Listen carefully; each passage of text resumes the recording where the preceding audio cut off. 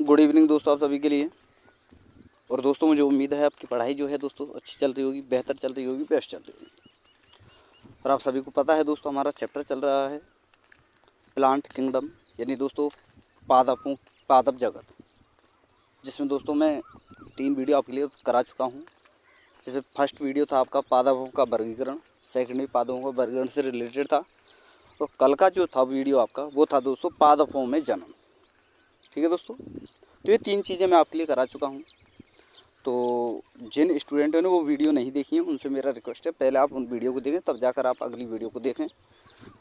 तो ठीक है दोस्तों, तो आज हमारा टॉपिक स्टार्ट होने वाला है दोस्तों पादप आकार की। ये पादपों का आकार क्या होता है, यानी इसमें कौन कौन से पार्ट्स होते हैं जो जो पादप का एक कंप्लीट पादप का निर्माण करते हैं। जैसे जड़ होती हैं, पत्तियाँ होती हैं, तने होते हैं, जड़ों। अब इनमें क्या होता है दोस्तों, जड़, तने, पत्तियाँ, ठीक है, शाखाएँ भी होती हैं। अब इनके भी प्रकार होते हैं, तो किस प्रकार की जड़ें होती हैं, क्या क्या क्या उनके कार्य होते हैं, वो सारी चीज़ें हम इस वीडियो में पढ़ने वाले हैं। यानी दोस्तों कंप्लीट पादप आकार की हम इस वीडियो में पढ़ने वाले हैं। तो चलिए दोस्तों हम वीडियो को स्टार्ट करते हैं बिना किसी देरी के। और जिन स्टूडेंटों ने अभी तक हमारे चैनल को सब्सक्राइब नहीं किया है उन स्टूडेंट्सों से मेरा रिक्वेस्ट है दोस्तों कि चैनल को सब्सक्राइब करके साथ में ऑल वाला बेल आइकन ज़रूर दबा लें, ताकि दोस्तों मेरी आने वाली हर वीडियो का नोटिफिकेशन सबसे पहले दोस्तों आपके पास पहुँच सके। वीडियो पर लास्ट तक आपको बने रहना है, वीडियो को लाइक करना है, शेयर करना है। तो देखिए दोस्तों, ये है हमारा टॉपिक पादप आकारी। ठीक है, तो चलिए दोस्तों हम सबसे पहले इसके जो मूल पार्ट हैं, इम्पोर्टेंट पार्ट हैं, जैसे जड़ हुआ, तना हुआ, पत्ती हुआ, फूल हुआ। सबसे इम्पोर्टेंट जो दोस्तों पादपों के रिप्रोडक्शन में सबसे इम्पोर्टेंट जो हिस्सा होता है वो होता है दोस्तों पुष्प का, यानी फूल का। तो उसके बारे में भी हम समझेंगे। तो चलिए दोस्तों एक एक करके सारे पॉइंटों को समझते हैं। तो यहाँ पर हम पढ़ने वाले हैं दोस्तों प्लांट मॉर्फोलॉजी, यानी दोस्तों पादप आकार की। तो देखिए दोस्तों सबसे पहले पादप आकार की से रिलेटेड इन कुछ पॉइंटों को हम पढ़ते हैं। तो देखिए दोस्तों आपको फर्स्ट पॉइंट याद रखना है कि पादपों की बाह्य संरचना, अर्थात जड़, तना, पत्ती, पुष्प की संरचना का अध्ययन क्या कहलाता है दोस्तों, पादप आकार की। जड़ भी होता है, तना भी होता है, पत्तियां भी होती हैं, पुष्प भी होता है। और जड़ का क्या कार्य होता है, तने का क्या कार्य होता है, पत्तियों का क्या कार्य होता है, पुष्प का क्या कार्य होता है, वो सारी चीज़ें हम इसमें पढ़ेंगे। आगे चलते हैं दोस्तों कि बीज को अंकुरित होने के लिए ताप, नमी, ऑक्सीजन की आवश्यकता होती है। अब दोस्तों देखिए, मान लीजिए कोई वृक्ष है, अगर उससे नई प्रजाति बनानी हो, उसी के समान नई प्रजाति बनानी हो, नई तो नहीं दोस्तों, नई नहीं बोल सकते हम, नई का मतलब है डिफरेंट। तो उसी का एक और मान लीजिए शिशु पादप बनाना हो, तो क्या है दोस्तों, बीज होना ज़रूरी है, तभी तो अगला पादप जो उगेगा। तो उसके लिए क्या होना चाहिए दोस्तों, बीज अंकुरित होने के लिए तापमान होना चाहिए, नमी होनी चाहिए, ऑक्सीजन होनी चाहिए। ठीक है, आगे हम बात करते हैं दोस्तों अंकुरण के बाद बीज के जिस भाग से जड़ का निर्माण होता है उसे दोस्तों रेडिकल यानी मूलांकुर कहते हैं। जबकि वायवीय भागों का निर्माण जो है करने वाला अंग जो है दोस्तों प्ल्यूमूल यानी दोस्तों प्रांकुर कहलाता है। अब दोस्तों ये दो चीज़ें, ये तो अभी प्रश्न आपसे पूछा जा चुका है, ये वाला ALP 2000 ये आपका 24 का जो एग्ज़ाम लगा है वहाँ पर ये पूछा जा चुका है, तो ये आपको याद रखना है। अब चलिए दोस्तों हम आगे देखते हैं। तो ये सारी चीज़ें हमें जो है दोस्तों इस वीडियो में पढ़नी है अच्छी तरह से। तो चलिए दोस्तों एक एक करके जड़, तना, पत्ती के बारे में हम पढ़ते हैं। किसके लिए क्या ज़रूरी है, किस जड़ के लिए क्या ज़रूरी है, तना, सब, पत्ती, पुष्प, सभी के लिए क्या क्या चीज़ें ज़रूरी हैं वो हम पढ़ते हैं। तो उससे पहले देखिए दोस्तों ये आपका पुष्प होता है। ठीक है, ये आपका दोस्तों क्या होता है,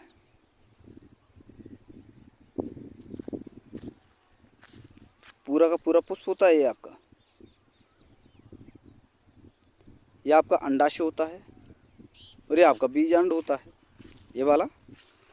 इसमें से जो ये दोस्तों पूरा बोलते हैं इसे हम स्टाइल। पुष्प की जो पंखुड़ी होती है ना, जैसे ये पंखुड़ी है यहाँ पर, ठीक है ना।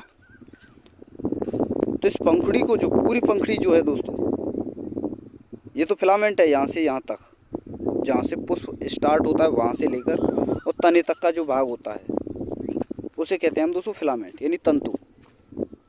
डंठल से निकली हुई होती है ना, उसे कहते हैं हम दोस्तों तंतु। अब क्या होता है दोस्तों, इस तंतु के जस्ट ऊपर होता है आपका फूल, जिसे हम कहते हैं, ठीक है दोस्तों। फूल के जस्ट नीचे का ऐसा कहलाता है दोस्तों एंथर। और इस एंथर में जैसे फूल होता है, फूल के जस्ट नीचे का ऐसा आप उसे एंथर बोल सकते हो, और उसके जस्ट ऊपर जो फूल का जो भाग होता है उससे कहते हैं दोस्तों पोलन। और इस पोलन के अंदर ही जो ये आपका पीला पीला सा ऐसा दिखाई दे रहा है ना आपको, इसे बोलते हैं दोस्तों पोलन। और इसके जस्ट अंदर जो बीज पाए जाते हैं उन्हें बोलते हैं दोस्तों पॉलीग्रेन, यानी दोस्तों बीजांड, ठीक है।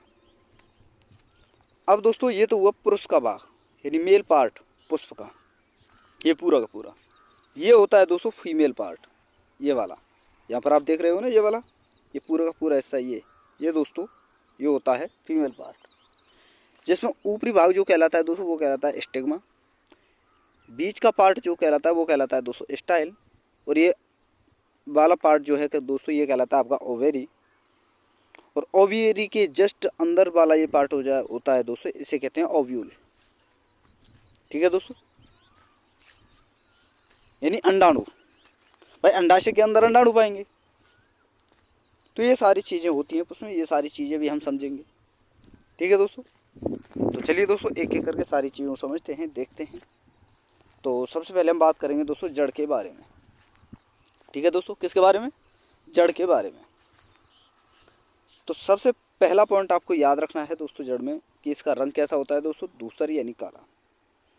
अधिकांश भाग भूमि में होता है।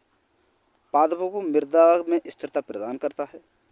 यह मृदा से जल व खनिज लवणों का अवशोषण करती है। जड़ का निर्माण बीज के मूलांकों यानी दोस्तों रेडिकल से होता है। मूलांकुर एक कोशिकीय होते हैं जिनकी उत्पत्ति जड़ की एपिथेलियल कोशिकाओं यानी दोस्तों एपिडर्मिस से होता है। वेरी वेरी इंपॉर्टेंट है, आपसे पूछा जाता है कि जड़ की उत्पत्ति जो है किस भाग से होती है, यानी किन कोशिकाओं का योगदान होता है जड़ की उत्पत्ति में। तो आपको याद रखना है दोस्तों एपिथेलियल कोशिकाओं यानी दोस्तों एपिडर्मिस कोशिकाओं का महत्वपूर्ण योगदान होता है जड़ के निर्माण में। और इसका निर्माण कहाँ से होता है दोस्तों, बीज के मूलांकुर से, जो कि एक कोशिकीय होता है। आगे हम बात करते हैं दोस्तों पार्श्वीय जड़ों या द्वितीयक जड़ों की उत्पत्ति जड़ों के पेरिसाइकल यानी परिरंभ के द्वारा होती है। और जड़ में पाए जाने वाले मूल रोम जो छोटी छोटी, जैसे आपकी ये जड़ है दोस्तों, मान लीजिए ये आपकी जड़ है, ठीक है, ये आपकी कोई जड़ है। अब इससे छोटे छोटे रोम से जो निकले हुए होते हैं ना दोस्तों, मिट्टी को जो जकड़ कर रखते हैं, ये तो मूल जड़ हो गई। इससे जो ये तंतु से निकले हुए होते हैं इनकी बात कर रहा हूँ मैं।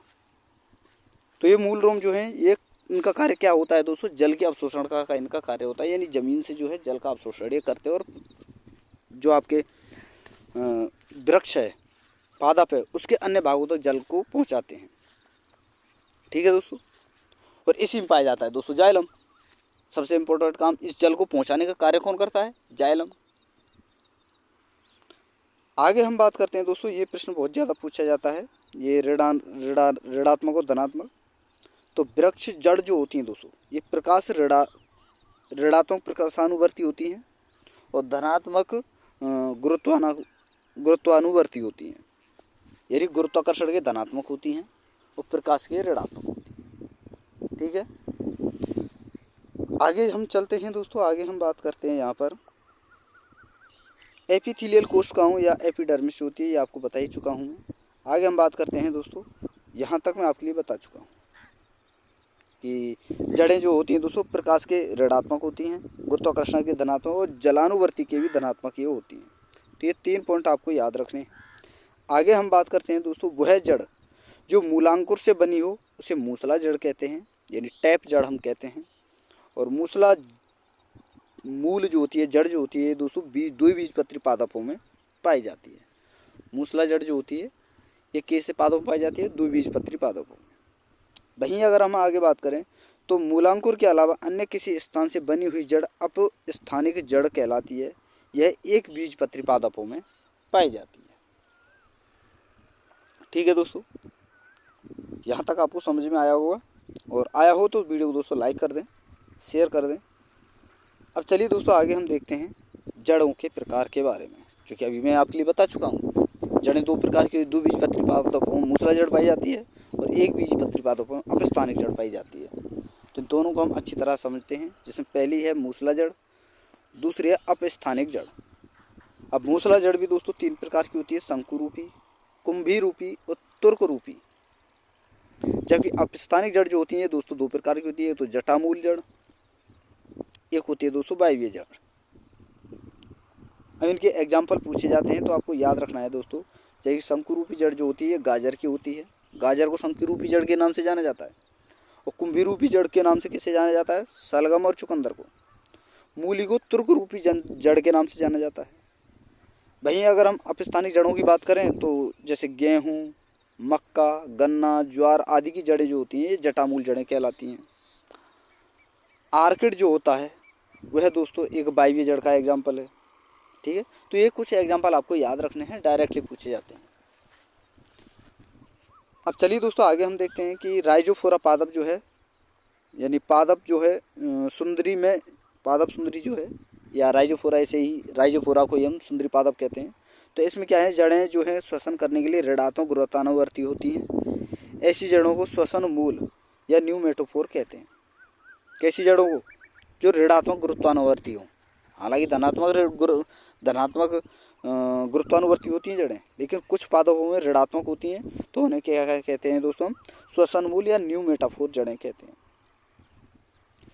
आगे आपको याद रखना, आर्किड एक अधिपादप है जो कि दूसरे पादपों पर उगता है।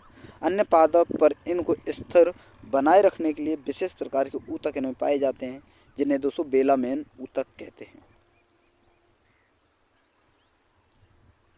आगे हम बात करते हैं दोस्तों शीशम हुआ, शकरकंद, डहेलिया, परवल की जड़ों को जनन मूल कहते हैं, क्योंकि ये जड़ों के द्वारा जो है जनन करते हैं। जैसे बीज के द्वारा वृक्ष उगता है, पौधा पादप उगता है, उसी प्रकार दोस्तों इनके जड़ के द्वारा जो है पादप उग जाता है। तो इसलिए दोस्तों हम इन्हें क्या कहते हैं? जनन मूल, क्योंकि ये जनन करने में सक्षम होता है। आगे हम बात करते हैं दोस्तों गेहूं, मक्का, ज्वार, बाजरा आदि की जटा मूल जो होती हैं उनको रेशेदार जड़ या जकड़ा मूल के नाम से जानते हैं। तो ये भी आपको याद रखना है। ठीक है दोस्तों, अब चलिए आगे हम देखते हैं। आगे हम बात करते हैं दोस्तों गन्ने व मक्के की उत्पत्ति के आधार पर अवस्तंभ जड़ पाई जाती हैं, जो कि तने की निचली पर्व संधि से निकलती हैं। जबकि बरगद में स्तंभ रूट यानी जटामूल पाई जाती है। जड़ों का कार्य सामान्यतः क्या होता है दोस्तों? मूल रोमों की सहायता से जल का अवशोषण करना। और मूल रोम एक कोश के होते हैं, जो कि मैं आपके लिए पहले ही बता चुका हूँ, और जल को अन्य भागों तक पहुँचाने का इनका कार्य होता है। तो ये आपका जड़ का पूरा थ्योरी था जो मैंने आपके लिए बताया। और कंटेंट अगर आपको अच्छा लग रहा हो ना दोस्तों, प्लीज़ आपसे रिक्वेस्ट है कि वीडियो को लाइक करते चलें, शेयर करते चलें। ठीक है, अब बात करेंगे हम दोस्तों जड़ के बाद में हम दोस्तों तने के बारे में, यानी दोस्तों स्टेम के बारे में। ठीक है दोस्तों, तो सबसे पहले हम समझते हैं दोस्तों इसके रंग के बारे में। तो इसका रंग जो होता है दोस्तों, जो शिशु तना होता है, शैशव तना होता है, उसका रंग होता है हरा। जबकि वयस्क पादप जो होता है उसका तना कैसा होता है? धूसर। जो हरा तना होता है वह जो दोस्तों प्रकाश संश्लेषण का कार्य करता है। दूसर जो होता है वो कार्य नहीं करता। आगे हम बात करने वाले हैं दोस्तों के कार्य के बारे में, क्या क्या तने के कार्य होते हैं। तो चलिए देखते हैं, इसके कार्य के बारे में हम जान लेते हैं दोस्तों तने के बारे में। तो जड़ पत्तियों के बीच का माध्यम का कार्य करना, यांत्रिक सहायता प्रदान करना पूरे पादप को। धनात्मक प्रकाशानुवर्ती होता है, ऋणात्मक गुरुत्वानुवर्ती होता है, ऋणात्मक जलानुवर्ती होता है। तने का निर्माण प्रांकुर से होता है, ये चीज़ आपको याद रखनी है। आगे हम बात करते हैं दोस्तों, तने की विशेष पहचान ये है कि तने का पर्व व पर्व संधियाँ पाए जाते हैं।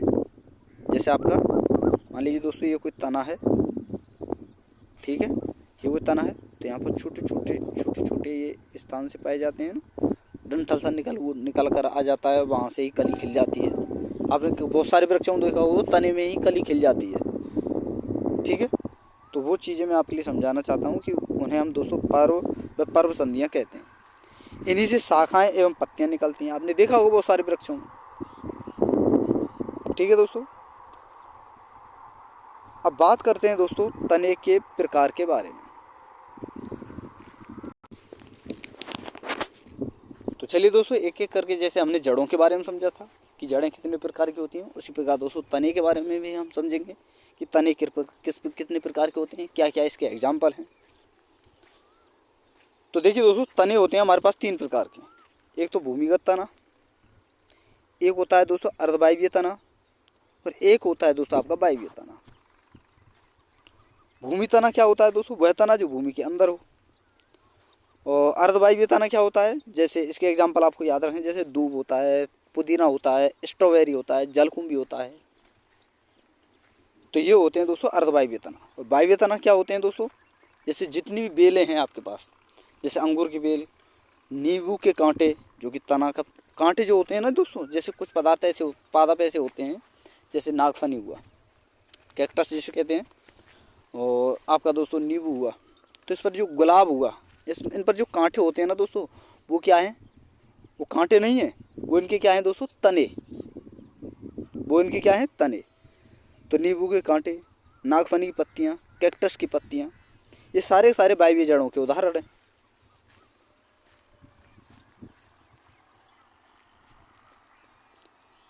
अब बात करते हैं दोस्तों भूमिगत जलों, जो जड़ हैं उनके प्रकारों के बारे में। इसी से एग्जाम्पल पूछे जाते हैं, तो यही चीज़ें आपको याद रखनी है। जितना मैं पढ़ा रहा हूँ उससे ज़्यादा आपको कुछ नहीं करना है, जो मैं पढ़ा रहा हूँ बस वही चीज़ें आपको करनी है। तो ये भी दोस्तों 4 प्रकार की होती हैं भूमिगत जड़ें। एक तो कंद जड़, एक प्रकंद, घनकंद और सल्ककंद। कंद में आपको याद रखना है दोस्तों आलू के बारे में, ट्यूबर यानी दोस्तों आलू के बारे में। प्रकंद में आपको याद रखना है दोस्तों राइजोम बोलते हैं प्रकंद को, जिसमें केला, हल्दी और अदरक का एग्जाम्पल आपको याद रखने हैं। घनकंद को बोलते हैं दोस्तों कौर्म, इसमें आपको याद रखना है दोस्तों जमीकंद, केसर और अरबी। और सलकंद में आपको याद रखना है दोस्तों प्याज और लहसुन, ठीक है दोस्तों। तो ये इनके एग्जाम्पल हैं, ये आपको याद रखने हैं डायरेक्टली भूमिगत जड़ों के। अब चलिए दोस्तों आगे हम देखते हैं पत्तियों के बारे में हम समझेंगे, ठीक है दोस्तों। तो चलिए दोस्तों एक एक करके पत्तियों के बारे में हम, पत्ती के जितनी पार्ट्स हैं, पत्ती का क्या कार्य होता है, वो सारी चीज़ें हम पढ़ते हैं। तो सबसे पहला कार्य होता है पत्ती का दोस्तों भोजन का निर्माण करना, प्रकाश संश्लेषण के द्वारा भोजन का निर्माण करना। अगला कार्य होता है दोस्तों तने तथा शाखाओं की पर्ण संधियों से निकलने वाले पार्श्व असमान भाग को पत्ती कहते हैं। अब पत्ती कैसे कहते हैं दोस्तों, जो शाखाएं होती हैं उनकी पर्ण संधियों से जो पार्ट निकलता है, जो भाग निकलता है, उसे हम कहते हैं दोस्तों पत्ती। अगला है दोस्तों हरित लवक की उपस्थिति के कारण पत्ती का रंग हरा होता है। पत्ती का रंग हरा क्यों होता है, हरित लवक के कारण। वहीं अगर हम आगे बात करें तो पत्तियों की निचली सतह पर गैसों के आदान प्रदान व बाष्पोत्सर्जन की क्रिया के लिए सूक्ष्म रंध्र पाए जाते हैं, जिन्हें क्या कहते हैं हम दोस्तों, स्टोमेटा। जो छोटे छोटे छिद्र होते हैं पत्तियों में नीचे की तरफ होते हैं, वो उन्हें हमको कहते हैं दोस्तों स्टोमेटा यानी सूक्ष्म रंध्र। अब चलिए दोस्तों हम आगे देखते हैं, आगे बात करते हैं दोस्तों। जैसे दोस्तों ये आपका पत्ती है, ये भाग जो है दोस्तों ये कहलाता है दोस्तों पत्ती का सिरा,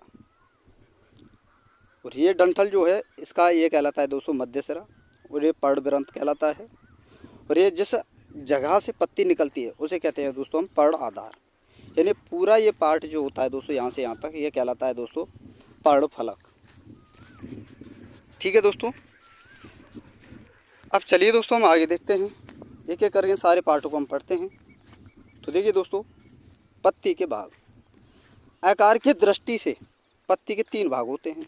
जैसे पहला है दोस्तों पर्णाधार, पत्राधार। यह पत्ती का आधारीय भाग है जो पत्र, वृंत और स्तंभ को जोड़ता है। ठीक है दोस्तों। अगला है दोस्तों पत्र वृंत। अधिकांश पत्तियों में एक लंबा डंठल होता है जिसे दोस्तों पत्र वृंत कहते हैं। जिन पत्तियों में पत्र वृंत होता है उन्हें सवृंत कहते हैं, जैसे कि आम, पीपल। ठीक है दोस्तों। बरगद होता है आपका, आम होता है, पीपल होता है, ये सभी। और जिन पत्तियों में पत्र वृंत नहीं होता उन्हें अवृंत कहते हैं, जैसे दोस्तों मक्का, गेहूँ, घास हुआ आपका, दूब घास जो होता है आदि। ठीक है दोस्तों। पत्र वृंत पत्ती के फलक को प्रकाश में उठाए रखता है ताकि अधिक से अधिक प्रकाश जो है वो प्राप्त कर सके। पत्र वृंत का कार्य क्या होता है दोस्तों? पत्ती को ऊपर उठाए रखना ताकि दोस्तों प्रकाश संश्लेषण की सहायता से वो अधिक से अधिक भोजन प्राप्त कर सके, अधिक से अधिक जो है भोजन बनाए। अब चलिए दोस्तों आगे हम देखते हैं पत्र फलक, जो कि सबसे इम्पोर्टेंट है। तो यह पत्ती का हरा, चपटा और फैला हुआ भाग होता है। इसके मध्य में पत्र वृंत से लेकर पत्ती के शीर्ष तक एक मोटी सिरा होती है, जो ये वाली होती है दोस्तों, ये वाली, इसे कहते हैं दोस्तों सिरा, जिसे दोस्तों हम क्या कहते हैं? मध्य सिरा कहते हैं। मध्य सिरा के दोनों तरफ अनेक पतली पतली सिराएं होती हैं, जैसे कि आपकी शाखाओं के रूप में निकली हुई होती है, ये वाली, ये होती हैं दोस्तों मध्य सिराएं। पतली पतली सिराएं निकली होती हैं, जिन्हें दोस्तों पुनः और पतली सिराएं निकलती हैं, जैसे कि अब अलग से यहाँ पर निकली हुई हैं, इनके द्वारा ही ये अलग से छोटी छोटी सिराएं निकली हुई हैं, ये वाली। ये पत्रफलक को कंकाल की भांति दृढ़ता प्रदान करती हैं, परंतु इनका मुख्य कार्य है जल व भोज्य पदार्थों का परिवहन करना। ठीक है दोस्तों। अब चलिए दोस्तों हम आगे देखते हैं। आगे हम बात करते हैं दोस्तों पत्तियों के रूपांतरण के बारे में, कि पत्तियां किस किस रूप में पाई जाती हैं। जिसमें पहला है दोस्तों पर्णकटक। इनमें पत्तियां जो होती हैं दोस्तों कांटे या सूलों के रूप में रूपांतरित हो जाती हैं, जैसे कि आपने नागफनी होगा, आर्जिमोन, नागफनी, कैक्टस जो होते हैं ये सारे के सारे। एक होता है दोस्तों पर्णप्रतान, जिसे हम कहते हैं दोस्तों लीफ टेंड्रिल। इनमें पत्तियां रूपांतरित होकर लंबी, पतली व तारनुमा कुंडलीय संरचना में बदल जाती हैं, जिसे प्रतान कहते हैं। ये प्रतान आदि जो होते हैं दोस्तों संवेदनशील होते हैं, और ज्यों ही वे किसी आधार के संपर्क में आते हैं तो उसके चारों ओर लिपट जाते हैं। इस प्रकार वे पौधों को जो है दोस्तों आरोहण की सहायता प्रदान करते हैं, जैसे दोस्तों मटर का पौधा हुआ, अमर बेल हुआ, जितनी बेलें हैं आपकी वो भी दोस्तों प्रतान का ही एग्जाम्पल है। अब बात करते हैं दोस्तों पर्णवृंत, पर्णाभ वृंत जिसे हम कहते हैं। इनमें पर्णवृंत पर्णफलक जैसा रूप ग्रहण कर लेते हैं, इन्हें ही दोस्तों पर्णाभ वृंत कहते हैं। यह प्रकाश संश्लेषण का कार्य करते हैं, जिसके एग्जाम्पल हैं दोस्तों ऑस्ट्रेलियन बबूल। अगला है दोस्तों अपघर्णी, दोस्तों घटपर्णी, जिसका एग्जाम्पल ही घटपर्णी है, जो कि एक प्रकार का वृक्ष होता है। आगे हम बात करते हैं ब्लैडर वर्ड, जिसके एग्जाम्पल हैं दोस्तों यूट्रिकुलेरिया, जिसकी थैलियाँ जो होती हैं, जिसकी पत्तियाँ जो होती हैं दोस्तों एक थैली के आकार की होती हैं। ठीक है दोस्तों, ये थी आपकी पत्तियाँ। अब बात करेंगे दोस्तों हम पुष्प के बारे में। तो चलिए दोस्तों पुष्प को हम देख लेते हैं, जो कि मैंने आपके लिए शुरुआत में बता दिया था। जैसे क्या क्या पार्ट होते हैं, जैसे कि तंतु होता है, अंडाशय होता है, प्रांकुर होता है, प्रांकुर नहीं सॉरी दोस्तों, जैसे बीजांड सन होता है, बीजांड होता है, वो सारी चीज़ें। तो बात करेंगे दोस्तों पुष्प यानी पादप का लैंगिक जननांग कहलाता है। पुष्प को हम पादप का क्या कहते हैं दोस्तों? लैंगिक जननांग। जिसमें फर्स्ट पॉइंट आपको याद रखना है, पुष्प किसी पादप का लैंगिक जननांग होता है। पुष्प एक रूपांतरित यानी दोस्तों प्ररोह यानी तना होता है, यानी दोस्तों पुष्प जो होता है एक तने का ही रूप होता है। आगे हम बात करें दोस्तों पुष्पीय पौधों में पुष्प एक अत्यंत महत्वपूर्ण अंग होता है, जो कि जननांग यानी दोस्तों जन्म करने का कार्य करता है। अगर पुष्प जनन नहीं करेगा तो पौधा नहीं बनेगा, पादप नहीं बनेगा। ठीक है, और पादप नहीं बनेगा तो वो अपनी प्रजाति को आगे नहीं बढ़ा पाएंगे। तो इसलिए दोस्तों पुष्प सबसे महत्वपूर्ण पार्ट है पूरे पादप का, ताकि वो जनन कर सकें। अब आगे हम बात करते हैं दोस्तों आकार की है, आकार के आधार पर। तो आकारीय रूप से पुष्प एक रूपांतरित प्ररोह है, यानी दोस्तों एक प्रकार का स्तंभ है, यानी तना है, जिस पर गांठें तथा रूपांतरित पुष्पीय पत्तियां लगी रहती हैं। अगर हम आगे देखें तो पुष्प प्राय तने या शाखाओं के शीर्ष अथवा पत्ती के अक्ष में उत्पन्न होकर प्रजनन का कार्य करती हैं तथा फल एवं बीज उत्पन्न करती हैं। कौन दोस्तों? पुष्प। आगे हम बात करें दोस्तों पुष्प की संरचना के बारे में। तो पुष्प एक डंठल द्वारा तने से संबंध होता है, यानी तने से जुड़ा होता है। इस डंठल को हम क्या कहते हैं दोस्तों? वृंत, यानी पेडिसेल। आगे हम बात करें दोस्तों वृंत के सिरे पर स्थित चपटे भाग को पुष्पासन या थैलामस कहते हैं। इसी पुष्पासन पर पुष्प की विविध पुष्पीय भाग एक विशेष प्रकार के चक्र में व्यवस्थित होते हैं और पुष्प के मुख्य 4 भाग होते हैं, और इन्हीं पार्टों को हम आगे पढ़ने वाले हैं। और दोस्तों वीडियो अगर आपको फास्ट लग रही है थोड़ा सा आप कॉम्प्रोमाइज़ करें। ठीक है, वीडियो बहुत लंबा हो जाएगा इसलिए थोड़ा सा फास्ट लेकर चल रहा हूँ, लेकिन कंटेंट जो आपके लिए उपलब्ध करा रहा हूँ दोस्तों इससे बेस्ट कंटेंट ही शायद आपको कहीं देखने को मिले। तो जो चीज़ें मैं आपको करा रहा हूँ वो आपको सारी चीज़ें फॉलो करते रहना है। ठीक है दोस्तों, अब चलते हैं दोस्तों आगे पुष्प के भागों के बारे में हम समझेंगे। जैसे पहला है दोस्तों बाह्य दलपुंज, दूसरा है दलपुंज, तीसरा है पुमंग और चौथा है जयांग।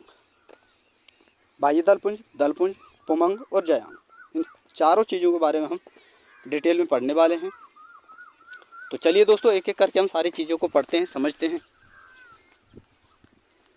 तो देखिए दोस्तों, बाह्य दलपुंज एवं दलपुंज को पुष्प का सहायक अंग व अनावश्यक भाग या भाग कहते हैं, जबकि पुमंग व जयांग को पुष्प का आवश्यक भाग कहा जाता है। पुमंग एवं जयांग पुष्प के वास्तविक जननांग हैं, यानी जननांग के भाग हैं। और पुमंग जो है पुष्प का नर जनन भाग व जयांग मादा जनन भाग कहलाता है। पुमंग को क्या कहते हैं? पुष्प का नर जनन भाग। जयांग को मादा का जो है मादा जनन भाग कहते हैं। आगे हम बात करते हैं दोस्तों दलपुंज, बाह्य दलपुंज, दलपुंज, पुमंग और जयांग के बारे में डिटेल में हम पढ़ने वाले हैं। तो देखिए दोस्तों सबसे पहले हम समझेंगे बाह्य दलपुंज क्या होता है। यह पुष्प के सबसे बाहर का चक्र है और यह हरे छोटी पत्तीनुमा संरचनाओं का बना होता है, जिन्हें दोस्तों बाह्य दल कहते हैं। ये कली को तथा उसके अन्य आंतरिक भागों को सुरक्षा प्रदान करते हैं। कुछ पुष्पों में यह रंगीन होकर परागण के लिए कीटों को आकर्षित करने का कार्य करते हैं। जैसे आपने देखा हो दोस्तों पुष्प जो होते हैं अलग अलग कलरों में होने के कारण जो है दोस्तों कीटों को अपनी ओर आकर्षित करते हैं। ठीक है, आगे हम बात करते हैं दोस्तों दलपुंज। यह पुष्प का दूसरा चक्र होता है जो बाह्य दलपुंज के अंदर स्थित होता है और यह प्राय 2 से 6 दलों का बना होता है। ये प्राय रंगीन होते हैं। इनका मुख्य कार्य होता है दोस्तों परागण हेतु कीटों को आकर्षित करने का इनका कार्य होता है। आगे हम बात करते हैं दोस्तों पुमंग के बारे में। तो यह पुष्प का तीसरा चक्र है जो नर अंगों का बना होता है और प्रत्येक नर अंग जो है दोस्तों पुंकेसर कहलाता है। पुंकेसर ही पुष्प का वास्तविक नर भाग कहलाता है। और प्रत्येक पुंकेसर के 3 भाग होते हैं, जिसमें पहला है दोस्तों तंतु यानी दोस्तों फिलामेंट, फिर पराकोश यानी दोस्तों एंथर, फिर दोस्तों होता है आपका यूजी यानी दोस्तों कनेक्टिव। आगे हम बात करते हैं दोस्तों चलिए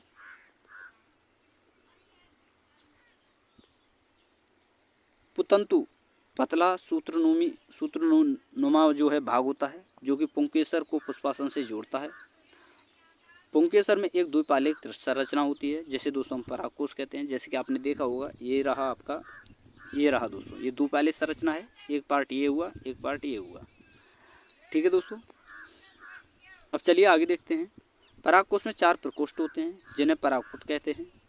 परागपुट में ही परागकण जो हैं उपस्थित होते हैं। परागकण ही वास्तविक नर युग्मक होते हैं। जब परागकोश पक जाते हैं तो वे फट जाते हैं और परागकण प्रकीर्णन के लिए तैयार होते हैं। योजी यानी दोस्तों पुतंतु तथा परागकोश को जोड़ने का काम करता है। योजी जो होता है पुतंतु व परागकोश को जोड़ने का कार्य करता है। तो ये चीज़ें आपको याद रखनी है। अब चलिए दोस्तों हम आगे देखते हैं। आगे हम बात करते हैं दोस्तों जयांग के बारे में। जयांग जो है दोस्तों पुष्प का वास्तविक मादा भाग है। यह पुष्प का चौथा और तीसरा सबसे बड़ा चक्र है और यह अंडकों से निर्मित होता है। आकारीय दृष्टि से अंडक व वर्टिकल मुड़ी हुई पर्ड हैं जिसके जुड़े हुए किनारों पर बीजांड उत्पन्न होते हैं। इन्हीं बीजांडों में मादा युग्मक अंडाणु होते हैं, जैसे कि यहाँ पर आपने देखा, ये रहा दोस्तों ये पार्ट जो है। ठीक है, आगे हम बात करते हैं। विभिन्न पादपों में बीजांडों की संख्या निश्चित होती है। अगला पॉइंट आपको याद रखना है, वर्तिका अंडाशय के ऊपर का लंबा एवं पतला भाग होता है, जबकि वर्तिकाग्र व वर्तिका सबसे ऊपर का भाग होता है। अंडाशय क्या होता है दोस्तों? यह आपका अंडाशय है, ये वर्तिका है और ये वर्तिकाग्र है। ठीक है, तो ये इसके कुछ पार्ट होते हैं। और आपको बता दूं दोस्तों, वर्तिका जो है दोस्तों सबसे ज़्यादा चिपचिपा पदार्थ होता है, जिसके कारण जो है दोस्तों जब मान लीजिए कोई कीट उस पुष्प पर आकर बैठता है तो आकर बैठने के कारण क्या होता है, उस चिपचिपे पदार्थ के कारण उसके परागकण जो होते हैं उस पुष्प के, उस एंथर के, उस पुमंग के जो परागकण हैं वो उसके पैरों में चिपक जाते हैं। और जैसे वो फूल के अंदर जाते हैं छोटे छोटे कीट, तो उन परागकणों को उस फूल पुष्प के अंदर ले जाते हैं और अंडाशय के पास जाकर वो चिपक जाते हैं।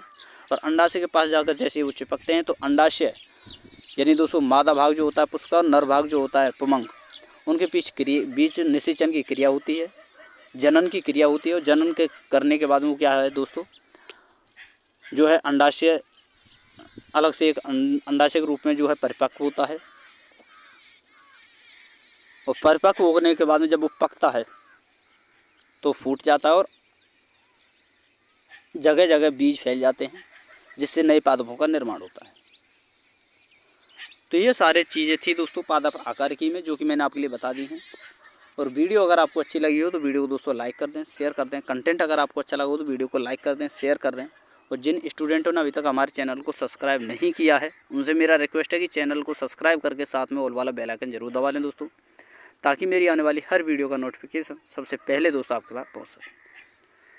तो थैंक यू दोस्तों, धन्यवाद। फिर मिलते हैं एक नई वीडियो के साथ।